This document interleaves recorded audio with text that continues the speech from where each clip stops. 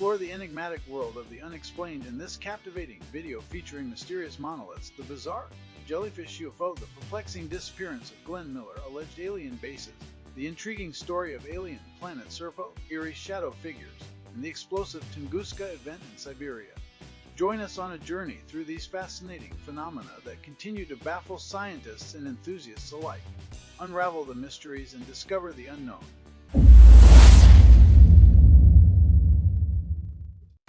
Yeah, welcome back to Panic Butter. This is Tony. Glad to see ya. Hey, thanks for joining me today. We got some great ones for you. Some creepy, some strange, you know the ones from the past, and some from the present. From the future? Don't know. What do you think? We're going to go all the way back to the 70s, even further back into the 50s or the 40s. You know. We're going to do it. We're going to talk about it.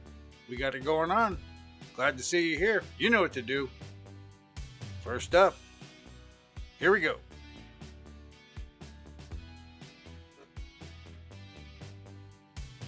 Remember those weird monoliths that popped up a few years ago? There's a new one. This tall, shiny object was just found on a hiking trail in Las Vegas, but let's back up for a second. In late 2020, monoliths started mysteriously appearing all over the world, from Utah to Romania to downtown Las Vegas. The catch? No one saw who put them there. Naturally, the internet had a field day with theories of art installations, pranksters, and of course, aliens. Utah officials even reminded the public that using, occupying, or developing public lands without authorization is illegal, no matter what planet you're from. Over less than a month, 23 monoliths were found before the phenomenon stopped as quickly as it started. But now it might be back. The one that was just found in Las Vegas looks just like the ones from 2020, and officials say how it got there is a mystery. And this isn't the first one to pop up this year. Back in March, a hiker discovered a similar object on top of a hill in Wales that could only be reached on foot.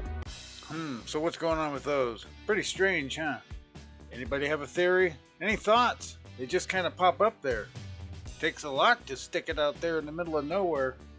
But they're doing it, and it's happening again. What do you think? Let's move on. You remember the jellyfish UFO? Here it is. More strange things and more strange findings. It'll never end. It always keeps popping up, just like it is now.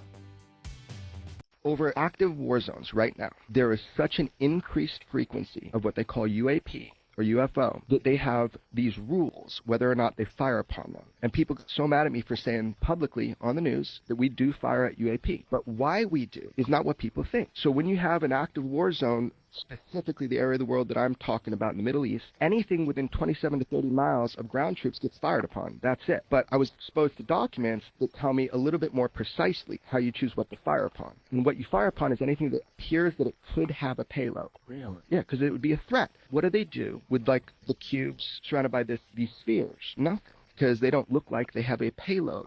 So they disregard. They're not part of the mission. So my point in saying that kind of on the news, I don't need to prove to anybody it's true. It is true. I speak with people that are there right now. It is true. And there's been such an increased frequency since 2021 that it has been pushed up to kind of like critical, where they're like, okay, these things are in our airspace. We could have collisions. But more importantly, we see other countries firing on these. Russia, Syria. We know it's not their assets. So the question is, whose are these? So when you say firing at these... Hellfire missiles. Right. So you have this thing, and what shape are these ones that have payloads? I have images of one that we fired on. Looks like a fucking jellyfish, man. Like a jellyfish? Yeah, I don't know. It's stiff, but that, you know, about the size of like a big coffee table. That's the one at least that we've fired on recently. Big coffee, like this desk, maybe? Yeah, about Okay. 10 to 12 feet. And then it looks... Domed, and then it has like, and they're not all like this, but this is the one we're talking about that I know was recently fired upon. There's no retrieval program that's known in these war zones. So even if they did hit something, like, first of all, would they be able to take down whatever it is? By the way, we're eliminating, these are balloons, you know, drug smugglers who use balloons and shit like that. These are objects that have controlled flight. So World War II, you know, you had these, both sides of the war, you know, all sides seeing these metallic spheres outpacing their planes. And they're like, oh, fuck, they're up to something. They got some cool technology. Problem is we find out both sides think it's, you know, the other sides. This has been happening for so long. I have an article, we can pull this up. I got an article from 1960. Talks about a cube with a sphere around it. a fighter pilot, military fighter pilot, for 4 days. They were getting these. It was in the Alamogordo newspaper. And so were both sides reporting the same, Yes. like, sort of formations and the same speed? We thought it was their technology. Right. They thought it was ours. What's happening right now in the Middle East with the Same thing? Yeah, because we're seeing Russians and Syrians fire on these, and we're sometimes firing on them. But whose are they? When you say we're seeing, so is this We're like seeing. reports from soldiers that you're getting? Like, Yeah. where are you getting this information? Okay, so people that work in collecting this data are a little bit frustrated. And I think they're frustrated. They don't have a way to put it up through the chain of command. It gets lost in translation. Or they just suppress it. They don't even spend, I don't even think it's nefarious, they just don't spend the gas to go look at something that it's not part of the mission. Right. There's no proactive UFO discovery process. It's all kind of reactive. Yeah, cool, huh? Been out there for a long time, and a lot of people are disgusted. They want the information. Everybody does. They have it, though. We just haven't received it all yet. What do you think? Let's look at another one. Here we go. Go back in time. Let's check out the Glenn Miller mystery. Go up in a plane, never make it, never return, never heard from again. Here it is. I cannot believe that I've only just found out about this today. I love Glenn Miller, okay? I listen to him a lot. And I guess I never really thought about what might have happened to him. I mean, I just assumed that he'd grown old with his family after a wildly successful career, but turns out not. For those of you that don't know, Glenn Miller was the conductor and trombonist of an incredibly successful swing band. And he was the best-selling recording artist from the years of 1939 to 1942, with incredibly successful hits like Pennsylvania 65000, In the Mood, Moonlight Serenade, etc, etc. In spite of all his commercial success, he traded it all in so he could raise morale by entertaining troops during World War II, much like Dame Vera Lynn. But on a foggy December morning in 1944, Major Miller vanished. Him and his band had performed about 800 concerts in the UK and were due to fly overseas for their next one. And Major Miller thought it'd be a good idea against military orders to board the UC-64A Norseman to get from England to Paris. Apparently on the plane with him was his friend and also the 22-year-old pilot. He never made it to Paris and he was never seen again. Ever since that fateful day, Major Miller's disappearance has remained a mystery. Many historians believe that simply they flew into bad weather and they crashed. But the conspiracy theorists don't disappoint. Some say he was shot down by friendly fire, others say he fled to South America, others said he was guilty of espionage and assassinated, and some say that he later died in a brothel in Paris. However, on the 14th of January in 2019, it was reported that a fisherman may have found the remains to Miller's plane. And that is when this man, Rick Gillespie, who's also extensively researched the disappearance of Amelia Earhart, and his company TIGGER, the International Group for Historic Aircraft Recovery, went to follow up the claim. The fisherman told Tigger that he'd actually found the plane in 1987, but he didn't think anything of it, so he dropped it back into the ocean. Only after seeing a photo of Miller's plane did he suddenly think that he might have found something important. Gillespie stated that if this is the case, then it's a lot further west than they first thought the wreckage would be, but that could be because of the bad weather. He also said that some of the details that the fisherman remembers don't exactly match Miller's plane, but you don't expect a perfect memory after all these years. He said if we find the engine, then we found Miller's plane, because that was the only plane of that engine and body type that went missing during World War II. And that was it! That was all I could find. No more updates, no nothing. Bearing in mind this was written in 2019, and I don't know what the outcome was. As far as I know, it is still a mystery. The news of Miller's disappearance sent shockwaves from Washington to London. And the news broke on December 24th, 1944. Tributes came flooding in, all the way from President Truman to General Eisenhower. And one general made a heartwarming tribute that said, next to a letter from home, that band is the greatest morale boost. The official party line is that the plane went down because of bad weather and poor visibility. The last word to be said to Miller was by his friend Don Haynes. Happy landings and good luck, I'll see you in Paris tomorrow. Thanks, Hainesy, Miller replied. We may need it. Well, yeah. They definitely needed it, huh? Because they never made it. Huge mystery, been around for a long time. A lot of people have never even heard of it. I was one of them. But it's there. Still happens though. The same scenario gets played out over and over and over. What do you think? Check this next one out. This is cool. Here we go. Underground base. and a big one. Here it is.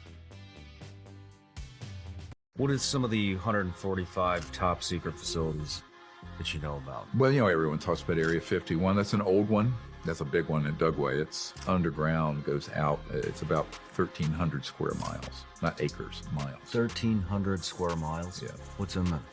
All this stuff. Technologies, the craft, operations. He got to the site, there was about a 6x6 pod. There was some sort of one molded thing, and there were 4, I'm going to use his language, little men that looked like the color of a Sicilian, but 39 inches tall, no hair, and also no external ears, no pinna, flaps, very fine featured. I've debriefed over 1,000 men. He said, I can't figure out how they got in and out of their uniforms. So they had a one-piece uniform. Now, no zipper and no buttons and no visible way they could get them out of this thing. And he says, how do they put them on? I said, well, they don't need a zipper or a button because they are kind of materialized around them and then dematerialized off using this technology. Yeah, that's a huge base, huh? Underground, man. How long did that take to put in there? Probably still being built. Been around a long time. Absolutely huge, though. Bigger than most cities. That's for sure. It's pretty cool. What do we got next? Here we go.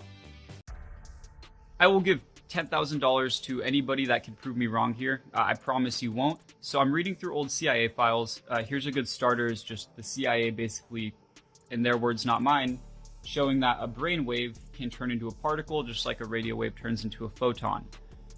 Turns out this explains the whole universe, far beyond most people's comprehension. I'm going to explain it in my best layman's terms. Stick around for maybe 2 minutes and this will make way too much sense. So to start, I was reading a declassified document on warp drives. That's weird. Basically, bending space in one way and at a higher point in another causes space and time to move around you. Those don't seem really interlinked yet until you start understanding that space and time is its own dimension. And you look at some of their summaries of this, and this was written in the 80s. It was a concept, but it's talking about the Large Hadron Collider, like what CERN does. I've seen so many articles on CERN people saying that their collider is haunted. Like there's a specter in there. It's weird. Forget all that. It's just interesting to think about. Now we go to a file like this, where they're studying research in human paranormal abilities. So think about the gateway process. I did a video on this. I did 2 videos on these concepts. Watch them first. They're pinned, or just watch this one. I'll do my best to explain it. But this is basically the 4th dimension. This is a tesseract in 4D. Think about Interstellar at the end when he goes in the black hole and he's manipulating the past. How is that scientifically sound? It wasn't until now.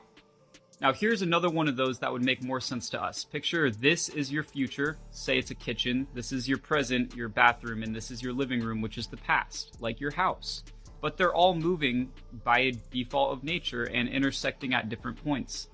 So when he enters the black hole and goes into Murphy's room, he's not in the 3rd dimension anymore, he's in the 4th. Therefore, he can manipulate the past, backed by science. So how does this explain the universe and human paranormal abilities?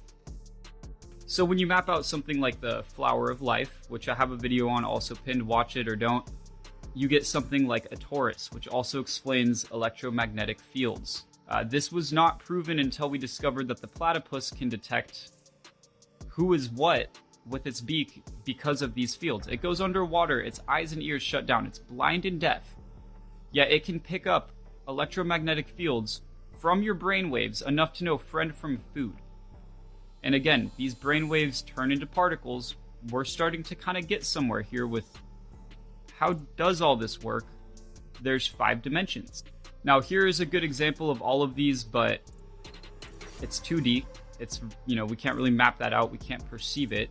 But picture line dimension 1, square dimension 2. That would be where we live. You can go up, down, left, right, forwards, and backwards. It's 3D. Then you have the 4D, which was the tesseract I just showed earlier, Murphy's room. And then a 5-dimensional cube, which turns into a light hologram. What the fuck is a light hologram? First, just understand how dimensions work. If you had an anthill, a pet anthill, in a 2D space. It could never know you exist because it can't perceive you. So you dump a bucket of water on it, and it's like their whole world flooded as an act of God. It's interesting to think about, but just follow it here. Us living in the 3D could never perceive this or this. But we have proof that this exists because we have space and time and ways to manipulate it. So now we look back to these CIA files, and they show even in the 19th century that physicists knew that the 3D was not enough to prove the fundamentals of life, of nature. And they go on to say that it's more so our consciousness projecting thoughts out that affects our reality. How does that work, and why does this make sense? They're actually all very interconnected. And again, really weird that the oldest history we have, people knew this, but this is that flower of life I'm talking about overlaid on a quantum carpet, which is used to measure density and spaces between particles. So these guys knew something we didn't, and they figured it all out with circles. The government knows it, and most of us don't. And frankly, it's pretty damn confusing until someone explains it out, but if you stick around, this will make too much sense. So picture something like this being the universe we live in, projecting light inwards. Our consciousness would be a part of that because we're creating particles with our thoughts, whether we can see them or not. Kind of goes over the science of manifesting, also heavily seen in the Gateway files. It's weird. It is super weird, but it concretely proves that we live in a 5-dimensional reality, and by physics and getting as far down as the quantum level, it's a hologram of light. And again, the platypus proves this. So do these Gateway files and even our ancient history. We live in a hologram of light. I'm not saying this. I mean, I kind of am, but I'm just reading off these files. We live in a hologram of light, and we produce electromagnetic impulses through our brain, through our heart, that can directly input on our reality. So now you think about stuff like fear-mongering. Little out there, but follow me. If we're all focused on something bad is going to happen. Then you look at stuff like an eclipse or the fucking war on drugs. I mean, all these different things, and it creates fear, it creates hate. Okay, follow me. If everybody loved more, it would directly change this, because as a collective, we have more power than as a singular being. I mean, I know tons of people who would talk about manifesting. In fact, all of my rich friends swear by it. I'm starting to myself because I see results. It's not one of those things that makes sense until you start looking at the science. But it's weird. Just really think on this for a minute. Follow dimensions upwards, and it's irrefutable. 10 grand. Prove me wrong. You won't. Also, if you made it this far in the video, you're not here because you think you can win 10 grand. You're here because I put up some of the gateway noises that you can't consciously hear, but your consciousness picks up on. Go listen to those gateway tapes. They will open your mind and change your life. Thank you. And give you a serious brain cramp. Yeah, there's a lot to unpack there. Man, you really got to pay attention and listen. And then do it all over again. Probably missed half of what he was talking about. You get so wound up on one part, and then you have to go back and think about the rest. What do you think these next guys had in mind? Where'd they go? And is it real? Is any of it real? This is pretty amazing. Check this out. Here we go. Has anyone ever heard of this? Yeah, wow. You know the question, would you go? Yeah. Get your people together, go hang out for 10 years or so. Come back, and then what? Those are the people we need to talk to. That's the story you need to hear. If it's real, that's the story of a lifetime there. Check it out. Interesting. Here we go. Let's go check out the mountains that are around everybody. Get a look. This is a piece of giant petrified tree remains, yeah? Any petrified wood collector will be able to tell you exactly that.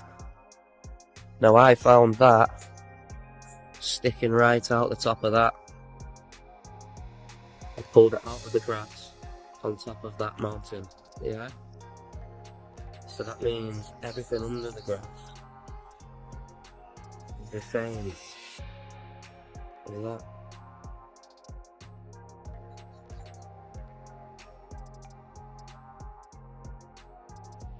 That.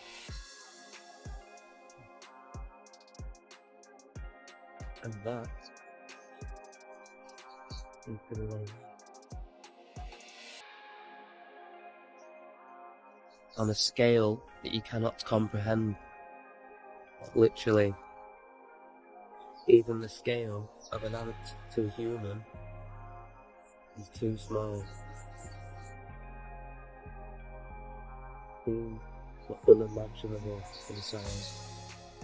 Miles high and miles wide. All you giant petrified organism deniers are about to eat some humbled pie right now.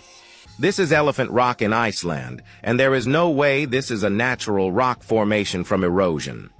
This is Fingal's Cave in Scotland. The mainstream narrative will tell you it was caused by cooling lava. But that's literally and physically impossible. The most common cause of petrification is when organic matter is completely covered by inorganic minerals. They seep into it, replacing the organic matter with inorganic minerals, causing it to turn to stone. A worldwide flood of minerals, dense seawater, would petrify all organic matter on Earth due to the pressure of the water and its mineral content. All ancient civilizations speak of a worldwide flood, and many mainstream scientists will agree because the evidence is undeniable. You are taught to believe that giant lizards, as big as houses, once roamed this Earth. So why is it such a task for you to see that all life on Earth was gigantic? You can't have giant beings without giant trees and plant life to sustain them. The CO2 and oxygen levels would have to be much higher, otherwise the ecosystem would be out of balance. Think about what would happen to the Earth if the entire Amazon rainforest was destroyed. The oxygen and CO2 levels would be out of balance, and it would cause the Earth to seek equilibrium through natural disasters. This is what happened when the giant trees were chopped down. It sent the Earth into chaos until it created the balance that we exist in today. The Earth is a perfect system, and nature is intelligent. All natural stone is petrified organic matter. Therefore, all geology is the result of petrified biology. Subscribe to Hangman 1128 on YouTube. He has over 100 hours on giant petrified tree remains. The evidence is overwhelmingly undeniable. Follow Unbind Your Mind on all platforms for more content like this.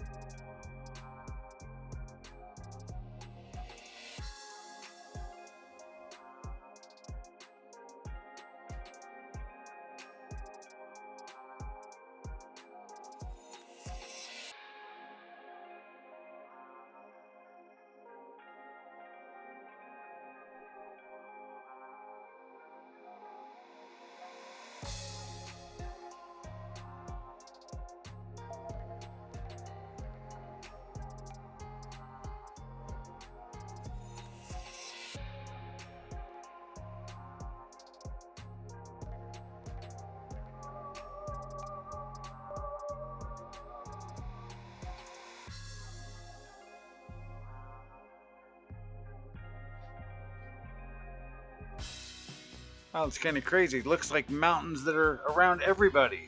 If that's true, what is the mountain that's near you? Was it somebody laying down? Ew. What's that salt you got on your table? What do you think? If it's real, that's what it is. Not good. Very interesting, though. Let's see what's going on with this lady. This keeps happening. If this is real, he has a serious problem. Here it is. Hit that subscribe button and join me. Let's move on.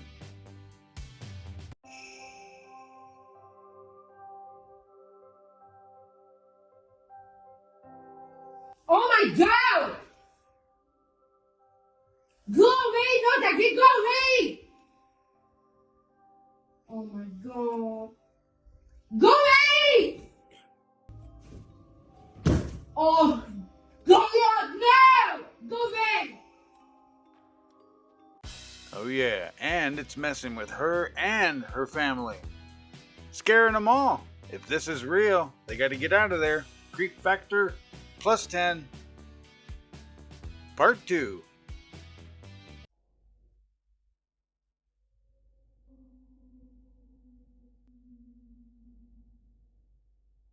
Mom! Mom!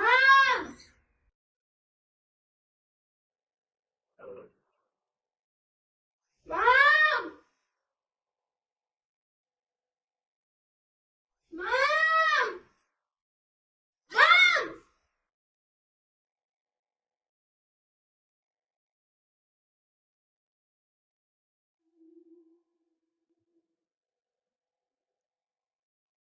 Mom! Come here!